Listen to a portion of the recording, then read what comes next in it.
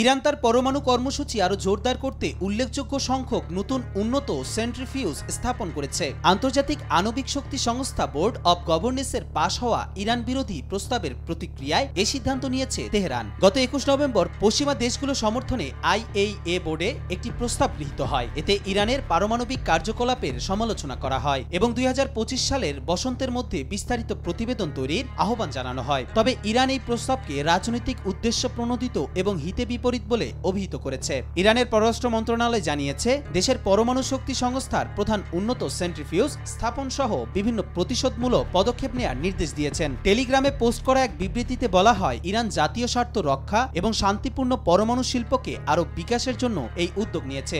Iran অতীতের মতো IAEA এর সঙ্গে কারিগরি ও সুরক্ষা সহযোগিতা চালিয়ে যাওয়ার আশ্বাস দিয়েছে। তবে তারা সতর্ক করেছে যে পশ্চিমা দেশগুলো যদি এই সংস্থাকে রাজনৈতিক উদ্দেশ্যে ব্যবহার করে তবে প্রতিক্রিয়ায় কঠোর ব্যবস্থা নেওয়া হবে। ইরানের এই সিদ্ধান্ত আন্তর্জাতিক মহলে মিশ্র প্রতিক্রিয়া সৃষ্টি করেছে। ভিয়েনায় IAEA এর প্রধান রাফায়েল গ্রোসি বলেন, ইরানের উচ্চমাত্রার ইউরেনিয়াম সমৃদ্ধকরণ বন্ধ করার উদ্যোগ একটি সঠিক পদক্ষেপ হতে পারে। তবে সমৃদ্ধকরণের নতুন উদ্যোগ এই মন্তব্যের সঙ্গে সাংঘর্ষিক বলে মনে করা হচ্ছে। ইরান দৃঢ়ভাবে জানিয়েছে যে তারা শান্তিপূর্ণ উদ্দেশ্যে পরমাণু প্রযুক্তির উন্নয়নে প্রতিশ্রুতিবদ্ধ এবং জাতীয় স্বার্থ ও অধিকার রক্ষায় আপোষহীন থাকবে। পশ্চিমা দেশগুলোর সঙ্গে সম্পর্ক উন্নয়নে গঠনমূলক সম্পৃক্ততার জন্য তেহরান প্রস্তুত বলে জানানো হয়েছে। তবে ইরানের নতুন উদ্যোগকে অনেকে পারমাণবিক অস্ত্র তৈরির দিকেও আরও এক ধাপ এগিয়ে যাওয়া হিসেবে দেখছে। এতে মধ্যপ্রাচ্যে উত্তেজনা আরও বাড়তে পারে বলে আশঙ্কা করা হচ্ছে।